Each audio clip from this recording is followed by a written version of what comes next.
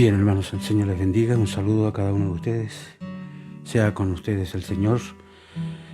Les bendigo con todo mi corazón a cada uno de los que pueda estar escuchando. Que su mano de poder sea con nosotros, obrando constantemente en cada uno de ustedes. Hermanos, gracias al Señor porque aquí estamos nuevamente, cuadrangulares.cl. Hermanos, estamos aquí trabajando para explicar brevemente las escrituras de alguna manera. Estamos ya, hermanos, en el capítulo 5 de Hechos. Hechos se ha convertido en un libro muy impresionante, muy hermoso. La primera iglesia fue única en realidad, hermanos, única, exclusiva, diría yo, donde hubo un mover quizás nunca antes visto. Por lo tanto, hermanos, queremos animar y motivar, ¿no es cierto?, a estudiar la palabra del Señor. Aquí, a través de este tiempo, vamos a ir voy a leer inmediatamente los versículos 17 en adelante, porque quedamos así como en la segunda parte y va a ser difícil llegar hasta el final, pero vamos a hacerle empeño. Dice: a eso el sumo sacerdote y sus adeptos, es decir, la secta de los saduceos, estaban que se morían de envidia, así es que prendieron a los apóstoles y los metieron en la cárcel pública. Pero por la noche un ángel del Señor abrió las puertas de la cárcel y los sacó de allí y les dijo: id y hacer esto de presencia en el templo, y decirle a la gente todo lo relativo a esta nueva manera de vivir. Los apóstoles hicieron lo que se les dijo y fueron al templo al rayar la mañana y se pusieron a enseñar. Cuando llegaron, el sumo sacerdote y sus secuaces convocaron a una reunión del Sanedrín, es decir, del Senado judío en pleno, y mandaron traer a los presos. Pero los guardias del templo, cuando fueron a buscarlos, se encontraron con que no estaban allí. Entonces, cuando volvieron, informaron: hemos encontrado la cárcel debidamente cerrada y las guardias en sus puestos delante de las puertas, pero cuando hemos abierto no hemos encontrado a nadie dentro. Entonces, cuando el jefe de la policía del templo y los sumos sacerdotes oyeron aquello, se quedaron alucinados. Pero entonces llegó uno diciendo: los que metiste en la cárcel están ahí, en medio del templo, enseñando a la gente. Entonces el jefe de la policía del templo se dirigió al lugar con su guardia y trajeron a los apóstoles, pero sin hacer uso de la fuerza, porque tenían miedo a la gente, que la gente los apedreara. Así es que los trajeron y los presentaron ante el Sanedrín. Bueno, aquí vemos, hermano, aquí vemos el segundo arresto, ¿no es cierto?, de los apóstoles. Obviamente era inevitable, hermanos. De hecho, el Sanedrín les había prohibido terminantemente que siguieran impartiendo enseñanza acerca de la persona de Jesús, que no se atrevían ni a decir el nombre, no decían a ese hombre, decían. Y ellos habían desobedecido abiertamente esa orden, ¿ya? Así que la cuestión era doblemente seria para el Sanedrín, ¿no? Los apóstoles eran no solo herejes para ellos, sino alborotadores en potencia. Era un grupo, ¿no es cierto?, rebelde, por así decirlo, ¿no? Si se trata de Dios, yo creo que hay que ser rebelde, ¿no? En el sentido de no dejar de proclamar la palabra del Señor como dé lugar.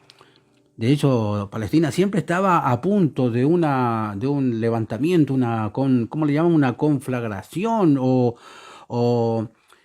una revuelta, por así decirlo, y si aquello no se atajaba, según los religiosos de aquella época, podría organizarse como un levantamiento popular, ¿no es cierto? Y eso era lo último que querían los sacerdotes y los saduceos. O sea, ellos no querían ninguna. Ellos estaban preocupados del status quo, que es que estuviera todo equilibrado, que tuviera todo así como sin mayores dramas, sin mayores problemas, ¿ya? Porque si no, los romanos iban a intervenir. Ese era el temor que tenían. Entonces vemos que en el relato de los acontecimientos que siguieron, hermanos, a la liberación se reflejan claramente las cualidades de estos hombres, ¿eh? Vamos a mencionar algunas cualidades de estos hombres. Estos hombres eran tremendos, hermano. Yo me inspiro con ellos cuando los leo. Por eso que es importante leer la Biblia, ¿no? Dice que eran hombres de valor. O sea, se supone y se deja en evidencia que eran hombres de valor, porque la orden de volver a predicar en el templo seguramente les iba a resultar o podría resultarles inaceptable a cualquier persona sensata. ¿Cómo vamos a ir de nuevo si nos tienen amenazados? pero obedecer esa orden era asumir un riesgo quizás insensato, pero lo cumplieron. Lo cumplieron al pie de la letra. También eran hombres de principios, no solo de valor, sino que eran hombres de principios. Y su principio prioritario era que en todas las circunstancias había que obedecer a Dios porque era lo más importante. No se preguntaban, hermanos, ¿es seguro llevar a cabo esta acción? ¿Será seguro? ¿Ya? Sino que ellos preguntaban, ¿es esto lo que Dios quiere que hagamos? Claro, nosotros siempre tenemos que estar preocupados de lo que Dios quiere que hagamos. ¿Ya? Entonces, tenían una idea clara de su misión. Esa era otra cosa. Tercero, mire, eran hombres de valor, eran hombres de principios y tenían una idea clara de la misión, que creo que es muy fundamental en esta época. Tener idea clara de cuál es la misión la que el Señor nos dio a cada uno de nosotros. Entonces sabían que eran testigos de Cristo. Y un testigo, hermanos, es esencialmente alguien que dice que sabe de primera mano. O sea, lo ha palpado, lo ha visto, se ha podido dar cuenta en primera persona. Sabe por experiencia propia, ya, que lo que se dice o lo que dice la Escritura es verdad. Y es imposible detener a un hombre, hermanos, así. ¿Por qué? Porque es imposible detener la verdad. Entonces vemos, hermanos, que aquí ya detallar algunos versículos, hermanos, para que vamos viendo algunos detalles. Vemos que los apóstoles entonces son encarcelados por los líderes judíos. Y vemos, dice, voy a ir mencionando algunas frases de las escrituras que ya he leído, digamos. ¿Ya?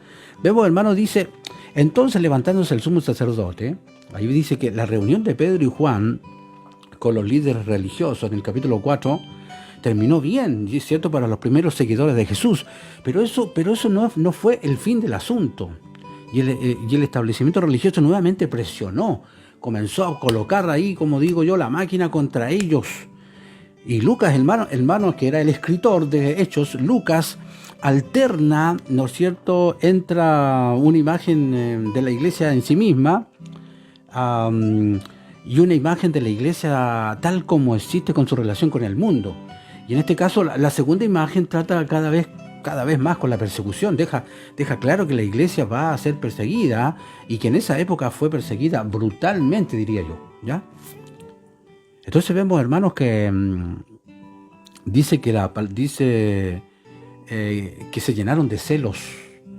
Los apóstoles como Jesús, a quien representaban, fueron perseguidos porque sus buenas obras y la popularidad era una amenaza para aquellos que tenían el interés que yo le mencionaba en el status quo, de que la cosa estuviera todo en orden, equilibrado. Entonces, tristemente, el establecimiento religioso, hermanos, de aquel día dejó a la gente peor de lo que estaba. O sea, era en el fondo era un peligro, una amenaza peor para la gente. Entonces vemos, hermanos, cómo también dice que los pusieron en la cárcel pública. Y al parecer esto incluía a todos los apóstoles, ¿no? Parece que a todos los metieron ahí y no era la primera vez que Pedro y Juan habían sido encarcelados. Ya en el capítulo 4 habían sido ya encarcelados una primera vez. Y vemos entonces una intervención aquí, hermanos, angelical, que libera a los apóstoles. Dice, un ángel del Señor abriendo de noche las puertas de la cárcel. Y esto fue fácil para Dios, ¿no es cierto?, para arreglar. Ángeles, usted sabe que son espíritus ministradores enviados para servicio a favor de los que serán herederos de la salvación. Usted sabe, eso aparece en Hebreos capítulo 1, 14. Dios envió este ángel para un servicio, hermanos, a favor de los apóstoles. Y de hecho las puertas cerradas no son nada para Dios o para quienes Él usa. O sea, una puerta cerrada no tiene ni un impedimento, si así Dios lo quiere, ¿no? Así que yo creo que es interesante, hermanos, que veamos eso. Y vamos a ver un poquito más adelante cuándo el Señor interviene y cuándo no, hermanos. Porque aquí el Señor intervino, pero con un propósito específico. ¿Ya? Y aquí voy a explicar un poquito eso. Cuando hablamos del un ángel del Señor, posiblemente solo entendieron, ¿no es cierto?, que este fue un ángel en retrospectiva. Los ángeles a menudo vienen con apariencia, ¿no es cierto?, humana, y no siempre es fácil reconocer a un ángel, ¿ya? Y también existe aquí algo de humor, ¿no? Porque los saduceos, fíjate, no creían en los ángeles, así que era así como, era medio raro la cosa ahí. Los saduceos no creían en los ángeles, sin embargo fue un ángel el que los liberó. Entonces cuando dice, id y puestos en pie en el templo, anunciad al pueblo todas las palabras de esta vida. O sea, yo los saco de acá, son liberados de esta cárcel, pero vayan a hacer la pega, vayan a trabajar y sigan predicando a Cristo. O sea, el rescate de la cárcel fue un tremendo milagro, fue maravilloso, pero fue con un objetivo, fue con un propósito, para que pudieran continuar su trabajo. Esa era la idea, que continuaran su trabajo. Entonces Dios no lo libró principalmente para su seguridad y comodidad. Ojo con eso, hermano. Dios siempre está pensando en el propósito final, en el propósito eterno, no necesariamente en que nosotros estemos seguros y cómodos. Acuérdese ese. Ese podría ser una segunda prioridad, pero no es la primera. Fueron librados con un propósito y después de esto no siempre fueron librados. Y aquí esto nos podemos dar cuenta, hermanos. Dice que, de hecho, si vemos la historia posterior de los apóstoles, ya, y otros asociados con ellos, en la iglesia primitiva, muestra, hermanos, que a veces Dios libra por un milagro. Claro, vemos a veces interviniendo milagrosamente, pero a veces no lo hace. ¿Y aquí cómo explicamos eso? La verdad es que no lo puedo explicar tan fácilmente, ¿no? Según la historia de la iglesia, y aquí le quiero comentar un detalle, mire, según la historia de la iglesia y la tradición de la iglesia, que es bastante confiable, hermanos, los ángeles milagrosos, como dije, no siempre los libraron. Usted sabe cómo murieron cada uno de ellos. Fue terrible, hermano. La muerte de cada uno de ellos. Mire, Mateo fue decapitado con una espada. Marcos murió en Alejandría después de ser arrestado por las calles de la ciudad. Lucas fue ahorcado en un árbol de olivos en Grecia. Juan tuvo una muerte natural. Sin embargo, Juan murió, el único que murió una muerte natural. Sin embargo, intentaron hervirlo en aceite, hermanos, pero no tuvieron éxito. ¿Ya? Pedro, usted sabe cómo murió Pedro. Pedro murió crucificado boca abajo en Roma. Jacobo fue decapitado en Jerusalén. Jacobo el menor fue arrojado de un lugar alto y después agarrado a palazos, dice la historia. Felipe, hermano, fue ahorcado. Bartolomé fue azotado y golpeado hasta la muerte. Andrés, hermano, fue crucificado y predicó en voz alta a sus perseguidores hasta que murió. Judas, hermano de Jacobo, fue matado con las saetas de un verdugo. Matías fue apedreado y luego decapitado, al igual que Bernabé. Pablo, ¿cómo murió Pablo? Fue decapitado en Roma. ¿Te fijas el detalle? Cuando Dios libra, cuando Dios hace un acto milagroso, siempre tiene un propósito eterno, siempre está pensando en su plan. Porque a nosotros, hermanos, ni quién nos podrá separar del amor de Cristo. Principados, potestades, ni la muerte, nada nos puede separar. ¿Entiendes? Entonces, por lo tanto, estamos seguros nosotros, pero hay situaciones y circunstancias que a veces podríamos vivir y podríamos pelearnos con el Señor. Bueno, ¿y por qué, Señor, no me libraste? No, sujétese al plan de Dios, sujétese a lo que Dios estima conveniente para cuando usted viva alguna situación. Y esto nos recuerda entonces que debemos de confiar en Dios para las cosas milagrosas y desear verlas cada vez más, pero sabiendo que Él también tiene un propósito cuando no libra sencillamente a través de su mano. Entonces también vemos que nosotros como los apóstoles somos librados con un propósito, no solo para vivir por nosotros mismos, no es solo para que nos sintamos mejor. ¿Me entiende?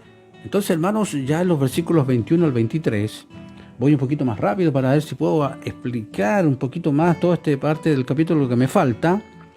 Vemos, hermanos, que dice que habiendo oído esto, entraron de mañana en el templo y enseñaban. y enseñaban. Entre tanto vinieron el sumo sacerdote y los que estaban con él, y convocaron al concilio y a todos los ancianos de los hijos de Israel, y enviaron a la cárcel para que fueran traídos. Pero cuando llegaron los alguaciles no los hallaron en la cárcel. Entonces volvieron y dieron aviso diciendo: por cierto, la cárcel hemos hallado cerrada. Dice, hermanos, que entraron de mañana en el templo y enseñaban. Y esto fue algo notable, de obediencia y osadía de los apóstoles. Si ellos no estaban seguros de que si Dios quería que ellos continuaran su obra de enseñanza pública, la obra que el ángel, ¿no es cierto?, de Hechos hizo muy claro que debían continuar, había que seguir avanzando, había que seguir sí o sí. Entonces, hermanos, fueron al lugar más público que podían. ¿Sabe el lugar más público cuál era? El templo. Y en cuanto podían, en este caso, ¿no es cierto?, dice que lo hicieron de mañana.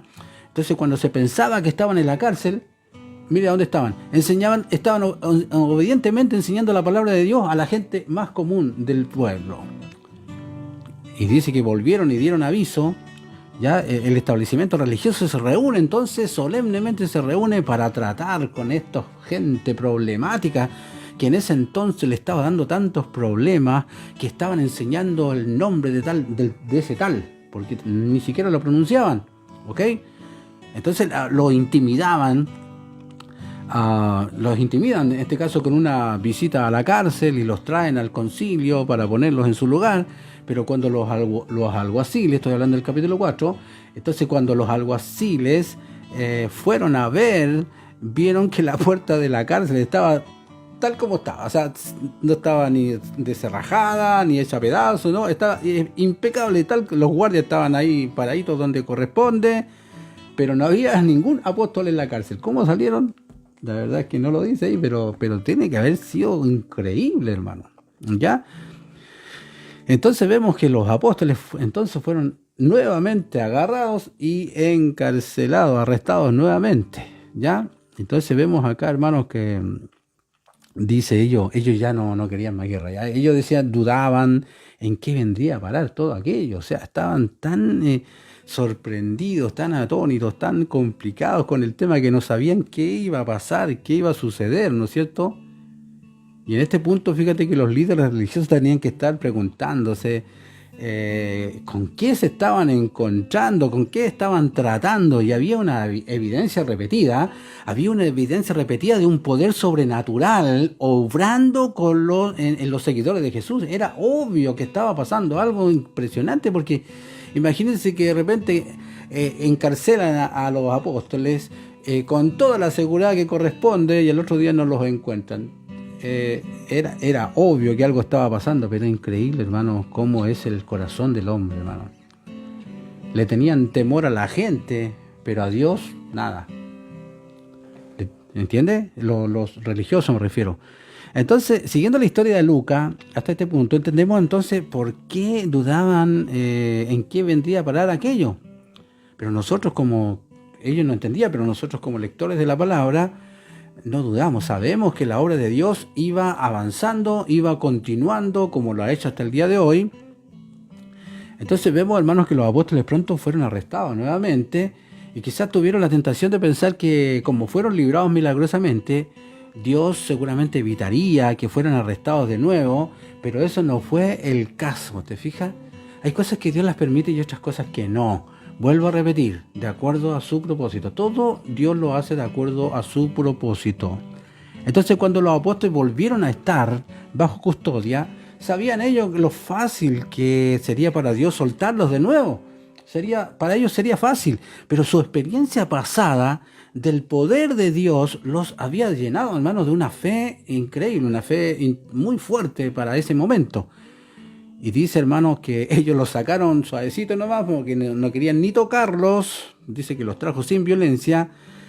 Los apóstoles no apelaron a la opinión popular, porque podrían haber dicho, el pueblo estaba totalmente del lado de los apóstoles, y podrían haber acudido a eso, es decir, haber dicho, hermanos, van a permitir que nos lleven. Se quedaron calladitos, no apelaron, ¿no es cierto?, a esta parte carnal, digamos, sino que dependían de la voz, del poder, de la mano del Señor. ¿Ya? No usaron ninguna herramienta, por así decirlo, carnal. Dejaron que las cosas sucedieran como Dios las estaba permitiendo que sucedieran. Dice, porque temían ser apedreados por el pueblo. Entonces vemos que los corazones, como dije, de los líderes religiosos fueron expuestos nuevamente y temían, como dice, temían a la gente, le tenían temor a la gente, pero no tenían ningún temor de Dios, quien claramente mostró que estaba trabajando entre ellos, entre los discípulos. Así que dice que los presentaron en el concilio. Y este fue otro intento de intimidar a los apóstoles con una muestra de la autoridad institucional del concilio. Entonces los apóstoles, sabiendo cómo Dios los protegió, probablemente no sintieron ningún temor, no se sintieron intimidados para nada, ni tampoco impresionados. No, nada. Entonces dice, hermanos, dice, oye, apóstoles, chiquillos, ustedes son harto porfiados, ¿ah? No les dijimos a ustedes que no les prohibimos estrictamente que no siguieran enseñando ese nombre, ¿cierto? Y ellos habían ordenado, ¿cierto?, a Pedro y a Juan que ya no enseñaran en el nombre de Jesús. Sin embargo, Pedro y Juan les dijeron abiertamente, no, lo lamentamos mucho. Nosotros estamos obedeciendo a Dios primeramente. A Dios primeramente, nada, nosotros no vamos a seguir las órdenes de ustedes. Y ellos le dicen, habéis llenado a Jerusalén de vuestra doctrina. Entonces la acusación del sumo sacerdote fue maravilloso testimonio de la efectividad del mensaje predicado por los apóstoles. Su mensaje había llenado, dice, a Jerusalén. Ya, entonces vemos, hermanos, cómo esto sucede, ¿no? Ahora, esto de que ellos le decían, ustedes nos quieren echar la culpa a nosotros por la muerte de este hombre, y en el fondo lo que los apóstoles no es que querían eso. Ellos querían que se dieran cuenta que a quien habían crucificado había sido al Salvador. La intención de los apóstoles siempre fue que ellos se dieran cuenta, que se arrepintieran, que reconocieran que al que habían dado muerte era al Señor Jesucristo. Pero esa muerte del Señor Jesucristo había sido con consentimiento absoluto de parte del Señor, porque había un propósito grande, que era la salvación de cada uno de ellos, ¿no? Así que, hermanos, vemos entonces ya nuevamente el testimonio de los apóstoles ante el Sanedrín, porque vuelvo a repetir, varias veces les dijeron lo mismo, ¿no? Respondiendo Pedro y los apóstoles dijeron, es necesario obedecer a Dios antes que a los hombres. El Dios de nuestros padres levantó a Jesús, a quien vosotros mataste, dice, colgando en un madero, y a este Dios ha exaltado con su diestra por príncipe y salvador, para dar a Israel arrepentimiento y perdón de pecados. Entonces este fue un testimonio como dije, de gran audacia, en contraste con el Sanedrín, que estaba más preocupado por la opinión de los hombres que por la opinión de Dios. Entonces la respuesta de los apóstoles al concilio no fue una defensa ni una petición de misericordia, fue una simple explicación de lo que ellos estaban haciendo. En general el Nuevo Testamento enseña, hermanos, que debemos someternos a aquellos en autoridad sobre nosotros, eso lo dice, pero sumisión en un nivel humano nunca es absoluto y nunca es más importante que la sumisión a Dios. O sea, hay que obedecer a nuestros gobernantes, pero cuando ellos contradicen a Dios, hasta ahí nomás llega la cosa, ¿sí? Claro. Entonces, hermanos, si su rey o gobernante o magistrado llega a ser tal altivo que disminuye la honra y la autoridad de Dios, no es más que un hombre cualquiera nomás. Entonces, incluso cualquier pastor que no tenga, o un líder, un evangelista o un maestro, lo que sea, que no esté de acuerdo a la palabra, entonces deja de ser mi autoridad, hermanos. ¿Entienden lo que digo? Ok, ya. Entonces vemos, hermanos, que voy a mencionar acá entonces, hermanos, como en los versículos 33 al 42, a ver si logro terminar este pasaje. Cuando los del Sanedrín oyeron a los apóstoles decir aquello, se pusieron furiosos y querían matarlos. Ahora ya quieren matarlo, Pero uno de los fariseos se llamaba Gamaliel. Aquí aparece Gamaliel, hermano, y era muy respetado por todos como maestro de la ley. Se levantó en medio del Sanedrín y pidió que sacaran a los apóstoles un momento, y dijo, israelita, miraos bien lo que vas a hacer en el caso de estos hombres, le dice. No hace mucho que se le presentó Teudas pretendiendo que era el Mesías y se le unieron unos 400 hombres, pero le mataron y todos sus seguidores se dispersaron y el asunto quedó en nada. Después se presentó el Galileo Judas en los días del censo, convenció a algunos para que se rebelaran con él, pero él también fue eliminado y se dispersaron todos los que habían creído en él. En la situación presente, os aconsejo que no os metáis con estos hombres y que los dejéis en paz, porque si lo que pretenden y hacen no es más que una cosa humana, ¿qué dice? Se desvanecerá, decía, se va a acabar, se va a terminar, pero si procede de Dios, no podréis con ellos. Tener cuidado, dice, tener cuidado, no sea que resulte que estáis luchando contra Dios, ¿ok? Entonces el consejo de Gamaliel se aceptó, trajeron otra vez a los apóstoles, les dieron una paliza, los apalearon bien apaleados y les prohibieron hablar en nombre de Jesús, lo soltaron. Entonces los apóstoles salieron del Sanedrín contentos de que se creyera que merecían algún castigo por su relación con Jesús. En esa época que alguien fuera apaleado, que lo apedrearan o que lo encarcelaran, era como toda una honra, increíble, era como toda una honra. Ellos salieron contentos y todos los días seguían, ¿no es cierto?, en el templo, o de casa en casa, siguieron enseñando, anunciando, hermanos, la buena noticia de que Jesús era el Mesías. Así que los apóstoles encontraron, hermanos, una ayuda inesperada aquí, y tuvieron que, en este caso en el Sanedrín, aquí aparece en este caso el Gamaliel, digamos, ¿ya? Y de hecho los saduceos eran ricos, colaboracionistas que estaban siempre tratando de mantener su prestigio, pero los fariseos no tenían ambiciones políticas. De hecho su nombre significa, usted sabe que de los fariseos el nombre significa los separados. Y es verdad que se habían separado de la vida ordinaria para consagrarse, ¿cierto?, y cumplir la ley tradicional en sus más mínimos detalles. Estoy hablando de los fariseos. Y se dice que nunca fueron más de 6.000 y eran respetados por su austeridad, digamos, ¿ya? Pero a Gamaliel no solo se le respetaba, hermanos. Gamaliel era uno de los tremendos ahí.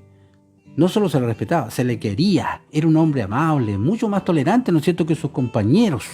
Entre otras cosas, era uno de los pocos fariseos ya que no consideraban la cultura griega como pecaminosa. Era uno de los pocos a los que se otorgaba el título honorífico de Rabán, que era un título mucho mayor que un rabí, digamos, ¿ya? Le llamaban la hermosura de la ley. Eso era un Rabán. Entonces cuando murió, se dijo, se decía, ¿cierto?, desde que ha muerto Rabán, Gamaliel, ya no se respeta la ley. Y la pureza y la abstinencia murieron con él. Decían de él, ¿no? Entonces cuando parecía probable que el Sanedrín recurriría a medidas violentas para eliminar a los apóstoles, me refiero, ahora ya estamos cansados, estamos aburridos, ahora hay que matar a estos apóstoles, interviene Gamaliel. ¿Te fijas cómo Dios empieza a usar, incluso hasta los cuervos los usa? La doctrina de los fariseos, hermanos, combinaba, ¿qué cosa? La soberanía de Dios, ¿no es cierto?, con el libre albedrío, ¿ya? Y creían que todo está en las manos de Dios, pero que el hombre es responsable de sus hechos. Entonces todo está previsto, decían, pero hay libertad de elección. Así que la advertencia de Gamaliel era que tenían que tener cuidado. No fuera, ¿no es cierto?, que haciendo uso de la libertad se encontraran en oposición a Dios. Si aquello era cosa de Dios, no era cosa de Dios, acabaría, ¿cierto?, en nada, ¿ya? Y de todas formas, él dio un par de ejemplos. En primer lugar, ¿no es cierto?, citó a Teudas. Ya en aquel tiempo dice que se produjo una sucesión de líderes que eran líderes revolucionarios, que se presentaban como libertadores, incluso algunos se presentaban hasta como mesías. Y no sabemos mucho de este Teudas, pero hubo uno de ese nombre unos años después que se llevó a la gente al Jordán, por ejemplo, prometiéndoles que dividiría las aguas para que pasaran en seco, pero pronto acabaron con él, ¿ya? Teudas era un hombre bastante corriente y así es que, si se refería a este o no, no se sabe exactamente. El segundo ejemplo era Judas, y que se había revelado en los días del censo que mandó a hacer Cirenio en el año 6, más o menos después de Cristo, para organizar los impuestos. Entonces Judas mantenía que Dios es el único rey de Israel. Y por lo tanto, era él, en este caso, era a Dios el único que había que pagar tributo. Así que todos los otros impuestos eran impíos y era una blasfemia pagarlos. Así que Judas intentó levantar una revolución, pero fracasó. Entonces el Sanedrín aceptó el consejo de Gamaliel y los apóstoles quedaron libres otra vez. Como dije, salieron con mucho gozo en este caso, de esa tribulación por dos razones. Se les había presentado una oportunidad de demostrar su fidelidad a Dios. Esperen un poquito. Ya, me están llamando, nada que ver, ya. Entonces, hermanos, se les había presentado esto, la oportunidad de demostrar su fidelidad a Jesús. Entonces, en los primeros años entonces de la revolución, por ejemplo, en los primeros años de la Revolución Rusa, se respetaba y honraba al que pudiera mostrar las señales de las cadenas en las muñecas o del látigo en la espalda, porque había sufrido por la causa. Fíjate que en algunos lugares, todos los que tenían marcas y tenían algunas llagas o qué sé yo, ellos eran importantes. ¿Por qué?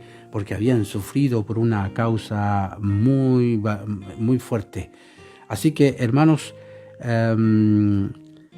eso ocurría. Ahora, hermanos, detallo algunas cositas mientras me falta el tiempo, o sea, mientras se termina el tiempo. Dice que se enfurecían, habla de que se enfurecían.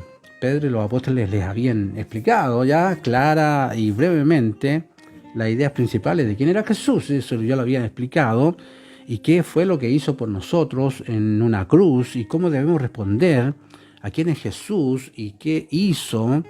Y fíjate que en vez de reaccionar de buena forma, ellos se enfurecieron. El diablo siempre se enfurece, hermano, cuando uno habla de Cristo. Por eso es que tiene que importante cuando hablamos a alguien de Cristo, mira y observa su reacción, hermano. Si se enojan y se molestan es porque el diablo está actuando ahí de una manera impresionante, ¿no? Lucas los describe gráficamente como ser gente cerrada de corazón. Cuando encontramos gente cerrada de corazón, no hay mucho que hacer, pero no debemos dejar de predicarles. Entonces podemos imaginar lo que pensaron estos religiosos. ¿Quiénes son ustedes para decirnos que nos arrepintamos? No necesitamos ese perdón, decían ellos. No nos culpen por la muerte de Jesús. ¿No saben ustedes quiénes somos?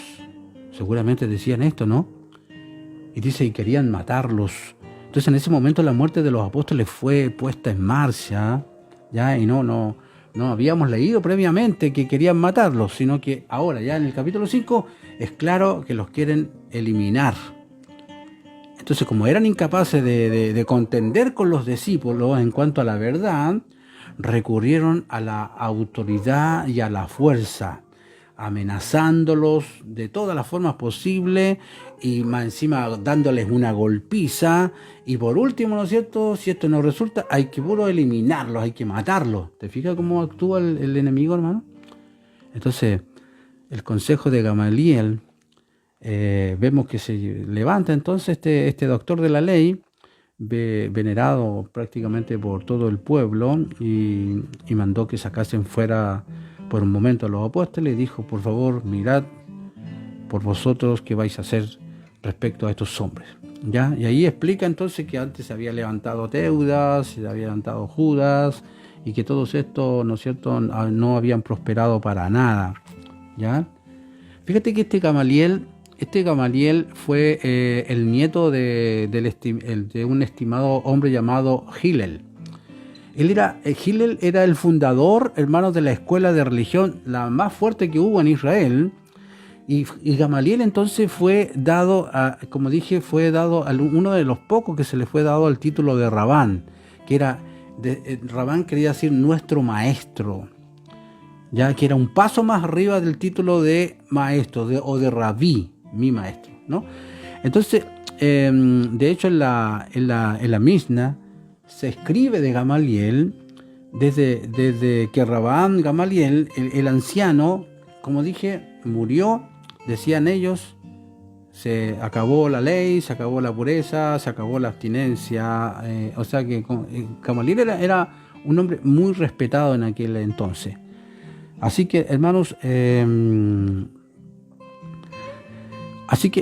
dice, a ver, déjeme ver si puedo explicar algo más para ya terminar. Claro. Ya. Bueno, dice llamando a los apóstoles después de azotarlos, vemos cómo los líderes pensaban que podían intimidar y desanimar a los apóstoles con una golpiza, pero en vez de eso se fueron contentos y gozosos, ¿no es cierto?, porque habían sufrido por la causa del Señor. Ya era un privilegio, ¿no?, como dije, ser asociado con Jesús en cualquier circunstancia, aún en padecer más de alguna afrenta. Así que, hermanos, en el fondo dice que bueno, debido a la súplica, ¿no es cierto?, de racional de Gamaliel, se llegó a un compromiso y los apóstoles fueron liberados con un castigo leve en realidad. Bueno, el castigo leve habla de que les dieron como 39 azotes. Esa era la forma de decirle ya, cabrense, 39 azotes les dieron a cada uno de ellos. O sea, vieron bien golpeados,